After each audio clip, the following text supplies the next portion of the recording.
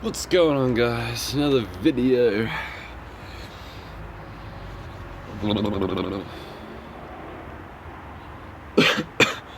These videos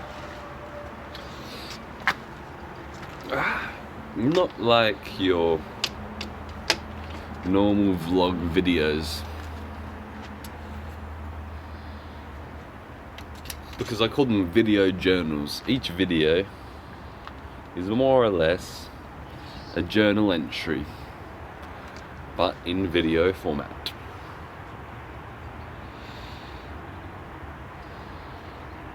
A lot of people on YouTube do vlogs that are,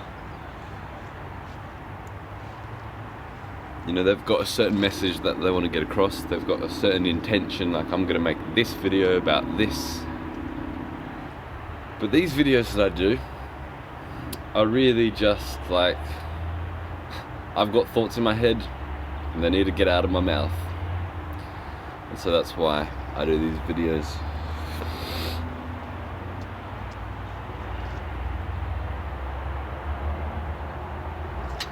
I would like to do vlogs and videos and have a certain idea of what I want to get across in the video. But I don't know, it never seems to work that great when I do that.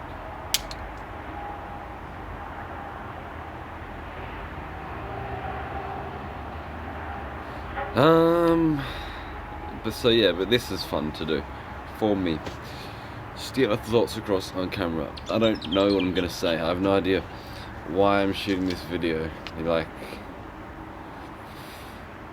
it's something to do. Like, most of the time the intention of making these videos is to just get my overwhelming mind out of my mouth, and that somewhat helps me, and but the intention of putting it up on YouTube is an interesting one, because I'm putting it out there for the world to see. I have thought about privating the videos, because basically I do only do these for me, but at the same time I think that there may be some things that I say that people could benefit from, and it may be an entertaining video, may be interesting, and I figure just like, what have I got to lose, what have I actually got to lose? It's not like I'm sharing that much of my private life. It's not like I'm sharing things that are so personal. Most of the time I share things very universal and very human. Emotions and thoughts, about the human mind and existence, things that everybody can relate to.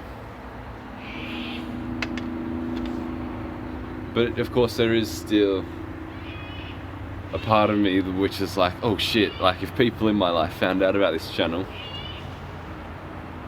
then and they watch these videos and be like, oh shit. So I don't really tell anyone that I make these videos, or I don't tell anyone the channel. I mean, at the end of the day, it's just me talking.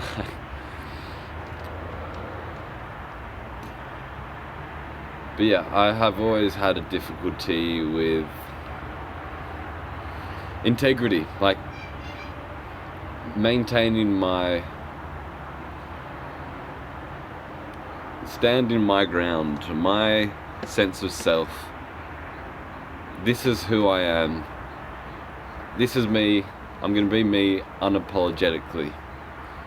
I've always had difficulty with just being me. I've always, and I think a lot of us struggle with this, is that we change ourselves for different people. And it's a problem we have right now in this age, is that we change our behavior and the way we speak, what we talk about, everything. We change so much to gain other people's validation and approval, because we're not happy with ourselves.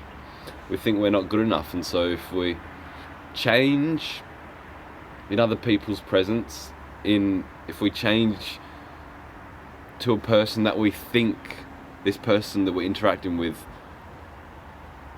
if we change according to what this person in front of us thinks, like if we look at a person, we go, I think this person thinks that I should be like that, so I'm gonna be like that. You know? And like it's a whole problem is we think we know what other people think, but of course we cannot know what other people think. We only know what we think about what other people think about us.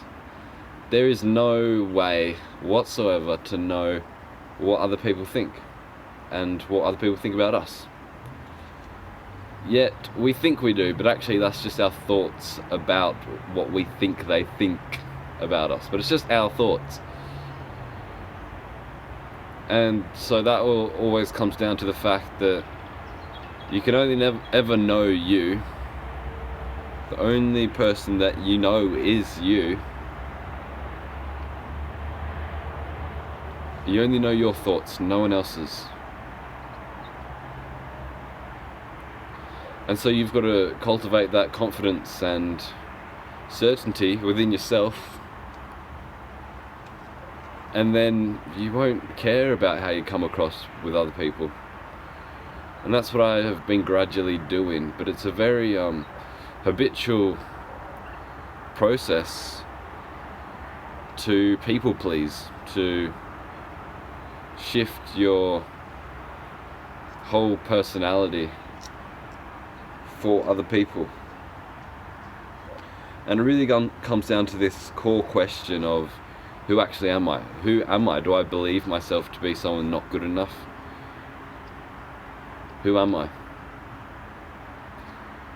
And it's a very deep question. No one wants to go down this route because it's a lonesome journey.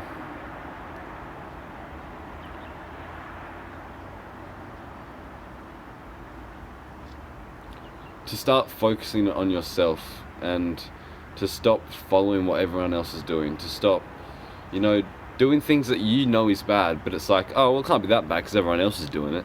Like consuming too much social media, eating junk food, staying at home all day, not moving outside your comfort zone. It's like, oh, well, everyone else is doing it. Like, it can't be that bad. And so when you actually finally see that, that if it's actually affecting you and you want to change your life for the better, and you go and stop doing what the majority is doing and you start focusing on yourself, it's going to be lonely because everyone in your life is going to want to drag you back down. Like, oh, come on, have a beer. Oh, come on, smoke some weed, you pussy. And like, just a lot of shit, where you want to better yourself, but everyone drags you down. And it's a lonely journey to cultivate that self-love within yourself, to seek your own approval and validation.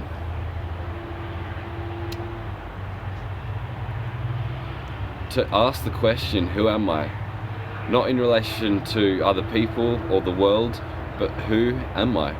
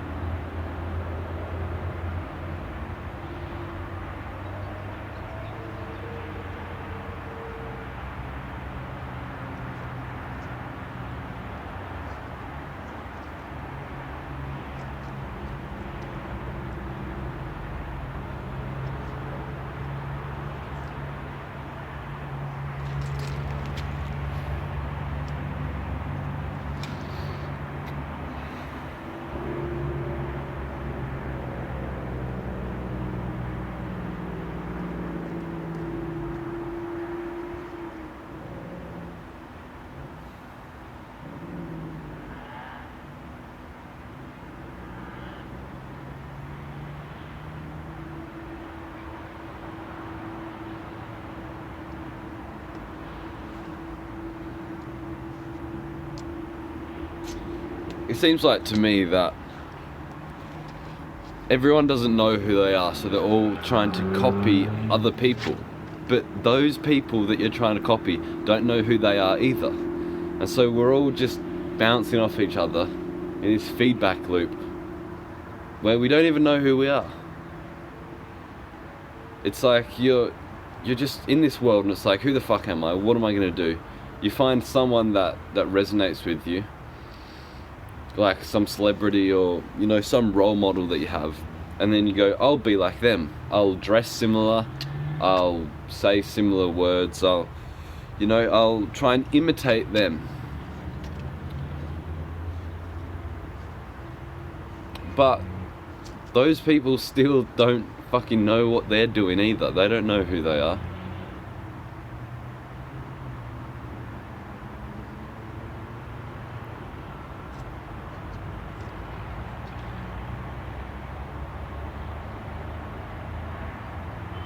And so if you know who you are without relating yourself to anything or anyone, and if you just own who you are,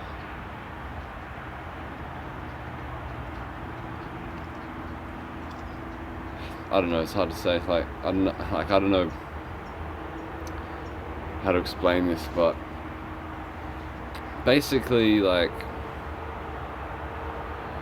it's a common thing to think that when you interact with someone and say they're really angry, or for example, they're angry, it's a common thing to think, and they may be even shouting at you and being like, fuck you, man, you've ruined my life. It's a common thing to think that they are directing that at you, that what they say is true, like, you're a fucking idiot, you're a dickhead, and all this shit. It's a common thing to think like, fuck, man,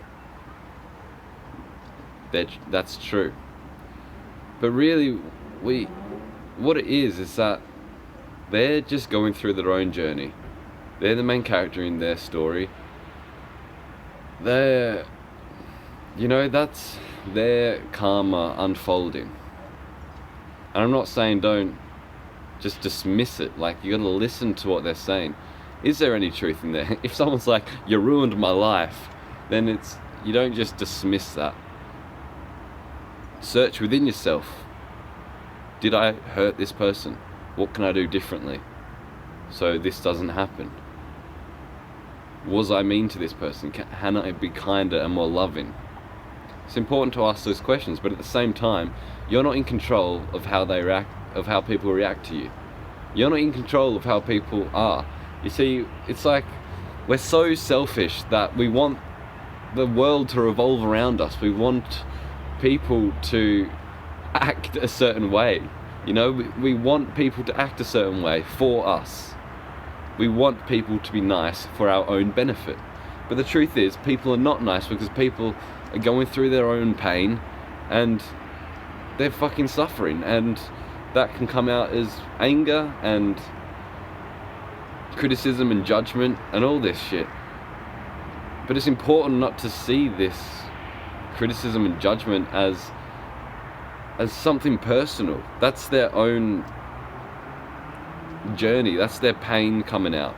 The best thing to do is to give them more love and more kindness. And it's easier said than done, but this is a practice that we need to start doing. It's not personal. And so we tiptoe around these angry people or whatever it is. We tiptoe around trying to seek their validation, trying to gain their love, trying to receive their approval.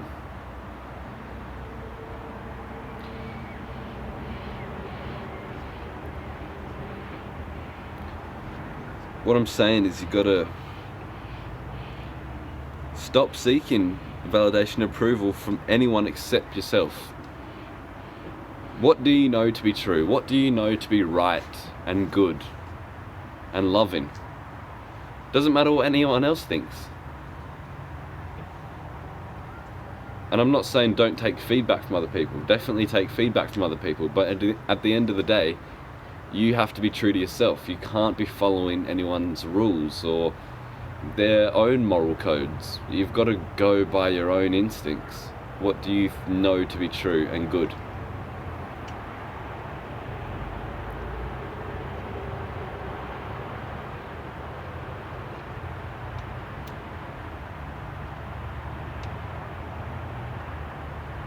We think the outside world is what affects us, but it's really our own inner workings. You know, I struggle with like social shit, social anxiety and stuff. And it's like if people were to walk up here, my common reaction is to just go silent, stop talking, even though I'm filming a video and this is what I'm doing, I want to talk. But the fact of the matter is that I've got this pattern of behavior within me that I am scared to express myself honestly in front of other people. And this is what I've been talking about this whole fucking video, is that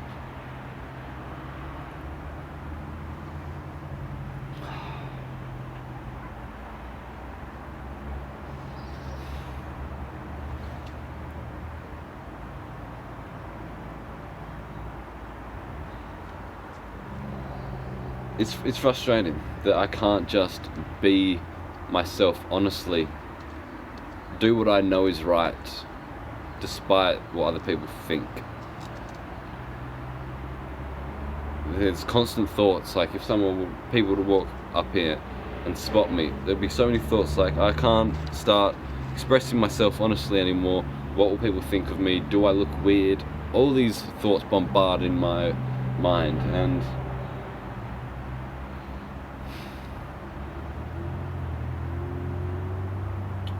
but this is the thing, is that we think it's the outside world that's affecting us. For example, if people were to come up, I might be like, oh, those people make me not be able to film this video. But really, it's not that. They're just doing their thing, whatever they're doing, they're just living their life, and it's me that is producing all these thoughts. And yeah, maybe I didn't choose these thoughts. You know, these thoughts are dependent on previous causes and conditions that have occurred in my life, you know. But at the same time, it is what it is, and now it's my responsibility to take care of that. What am I going to do? And it's these kinds of things are very complicated. It's not always easy to see what's actually going on. They're very rooted patterns of behavior, and there's a lot of resistance to them because of the scenarios in which created them. You know, the trauma. I don't know why I'm so anxious around people and so shy around people, why I can't express myself honestly around people. I know it's because of shit that's happened in my past, where I've been probably felt like I was making a fool of myself, or I felt embarrassed or humiliated, and it just kept piling on top. And then over time I just stopped expressing myself so much because of the fear of getting hurt. But the specific moments are hard to see, and it's hard to rewrite your brain. But at the same time, I think what can cure any of this, any of the traumas that you have, I think what can cure it is to cultivate this love within yourself, to really ask the question, who am I? Do I think of myself as someone bad? Do I think of myself as a fool that's humiliating and embarrassing? Do I actually think of myself like that? Or is that just a limiting belief that has been put onto me at an early age? Who actually am I? Am I deserving of love? Am I worthy of living a good life? And these questions, like, am I worthy of love? Do I actually deserve a good life? Am I a good person? These questions all depend on the root question, which is, who am I? And this is a very existential question, because who you are is beyond thoughts, beyond your memories, beyond your emotions, your ideas, beliefs and opinions and ideas. Who you are is something really fucking fundamental that can't be explained. You are existence. You exist. You're conscious. You're a mystery. You are fundamentally a mystery and a miracle. You're not your thoughts or your body, your mannerisms, the way you speak, the way you treat people. You're none of that. And that's not to say abandon all that,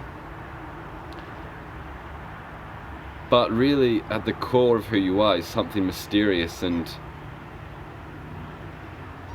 miraculous. And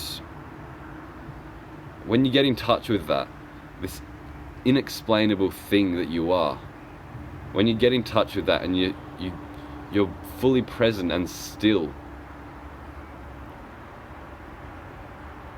you can see your innate love and worth. There's nothing that you need to do or be that will make you deserving of love. You are already worthy of love. There's nothing you need to do or gain or attain to be loved. It's already in you. You already are loved and worthy. And so it's about asking the question, who am I? And getting in touch with the present moment so deeply, or rather so alertly, if that's a word, that you can see that of course you're fucking brilliant, of course you're good enough, of course you're worthy, you exist, you're conscious. Like, this is something magical.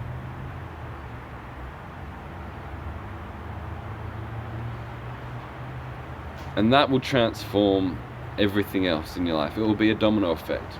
And I'm not saying it's going to be so instantaneous where it's like you feel anxious and then you get in touch with who you are and you feel the love. It's not just like your anxiety's gone, it's a process. We're so habituated to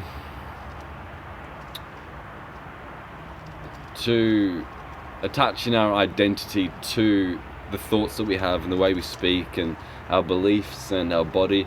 We're so habituated to identifying with this conceptual self that it's not so easy to just recognize who you are fundamentally once and then everything's cured. It's an ongoing process.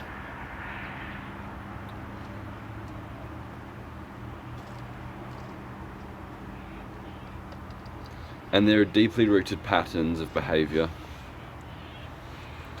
that are going to take time to reverse.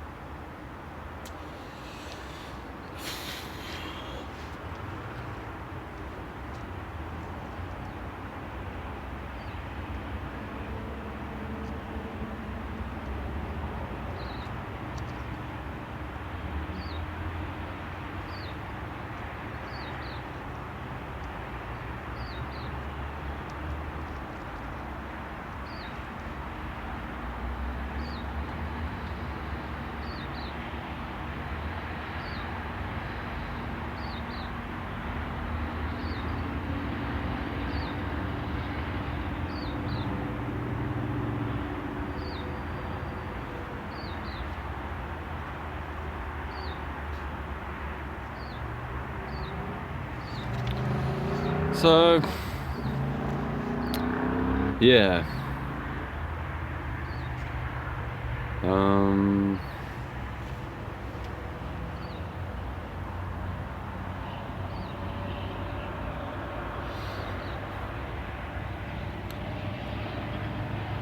So when you know who you are at a deep level,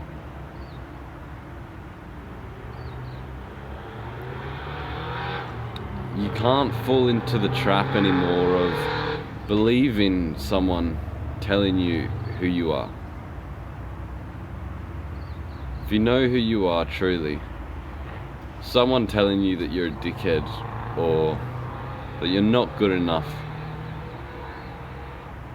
that can't affect you anymore, because you realize it's just an idea in their head. And again, take the feedback, because you've got to do some self-reflection and see, am I actually being a dickhead? Can I be more loving and kind? Or is this person just in pain and he's just spurting all this pain onto me? You've got to recognize which is it. And it's both. Well, it can be both, or it can just be that they're in pain and it's nothing to do with you.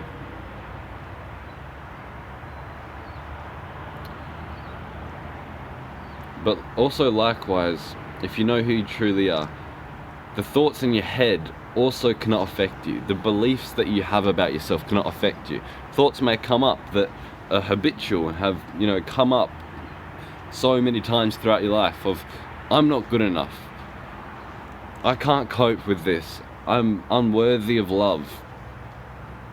But if you know who you truly are and these habitual thoughts keep coming up, then you can see that they're not true. That's just your mind compensating for some pain that you've gone through.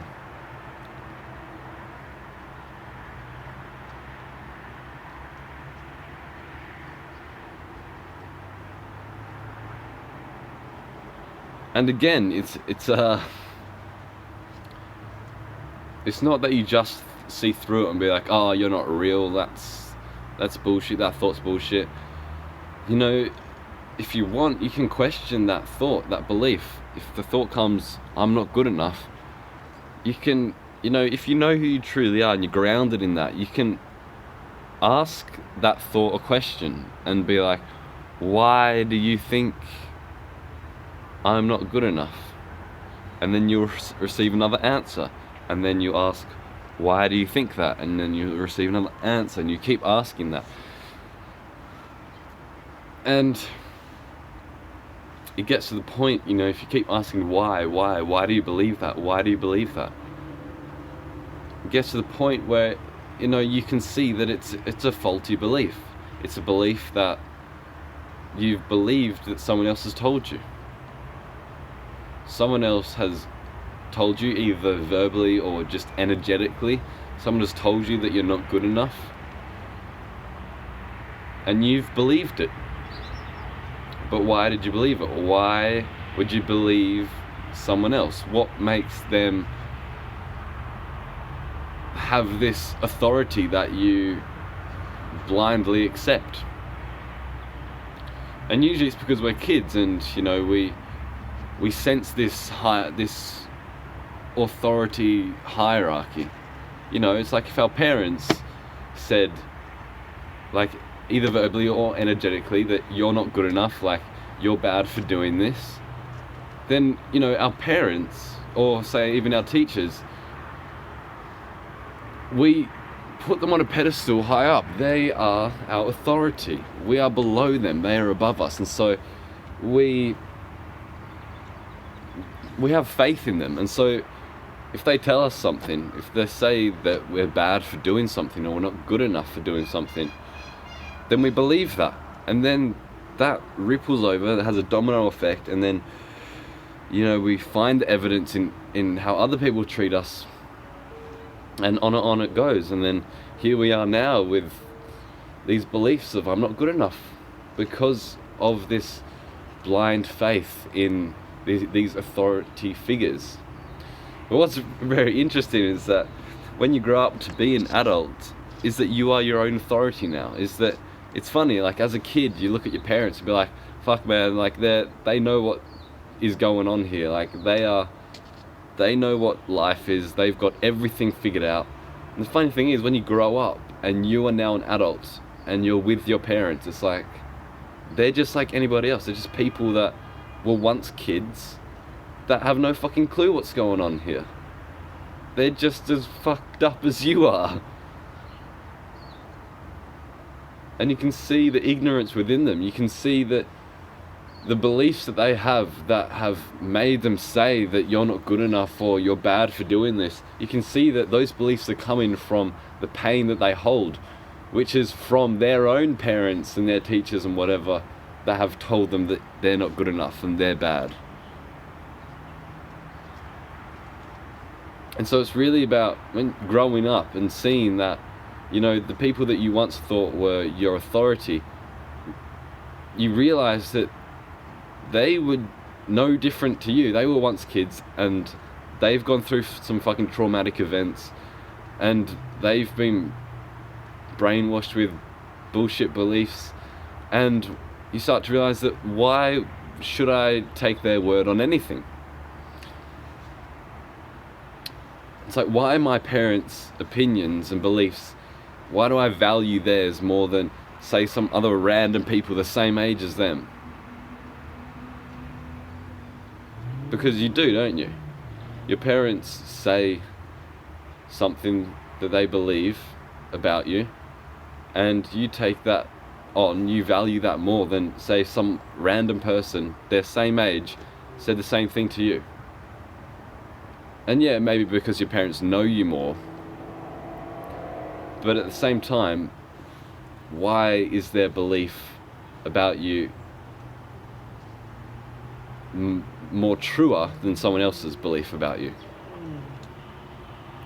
Why do we believe? Why do we still hold these authority figures in our mind? We've got to become individuals now. Be our own parent to our child, our own inner child. Because like I said, like, you grow up and you see that your parents are no different to anybody. They were once kids, and why should you believe them?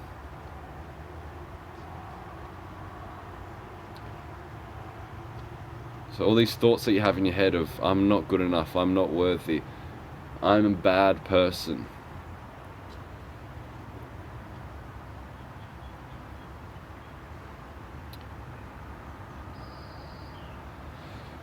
When you get connected with who you truly are and you see that those thoughts are simply beliefs that have been passed down from generations because of the pain that people have gone through, the suffering, you can see that that's not who you are, and that needs to be questioned. Why do I think I'm bad? Oh, because of this. Why do I think this? Because of this. Why do I believe this? Why do I believe this? Keep going down, keep asking the question why, and you see that it all stems from suffering, pain. People afflict hurt and pain onto other people because they are themselves in pain. People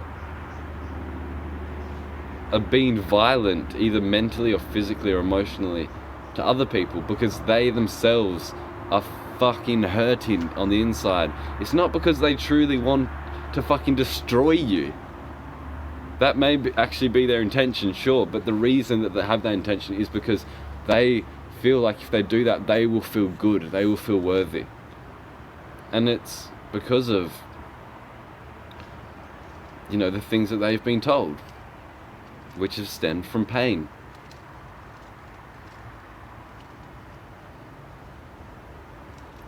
The root cause of the world's suffering stems from the fact of not knowing who we truly are.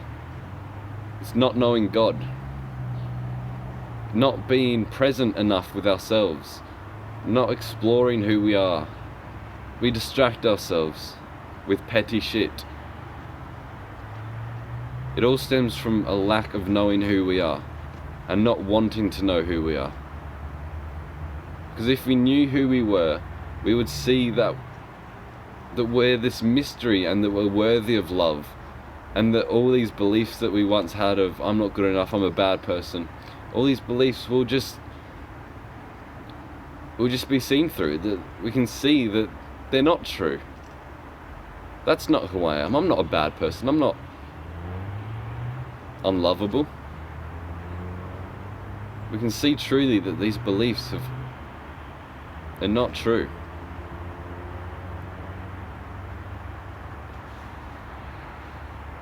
So anyway,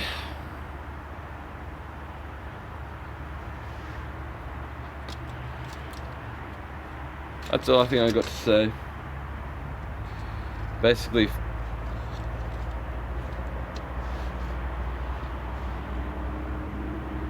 inquire into who you are.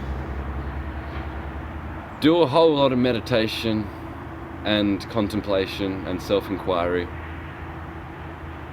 Find out who you truly are. Find out why you think you're not good enough. Keep going down the root cause.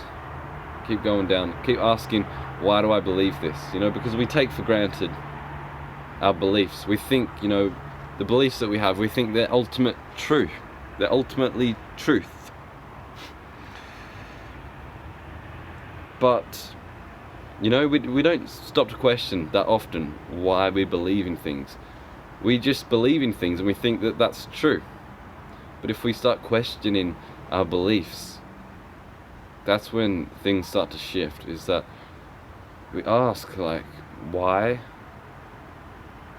do I think I'm shit? Why do I think I'm anxious? Why do I think I'm not good enough? An answer will come, and follow that. Find the evidence. Where is the evidence? And I promise you that if you keep going down far enough, you'll see that it's not true. That you're living under an illusion. That these beliefs are not true.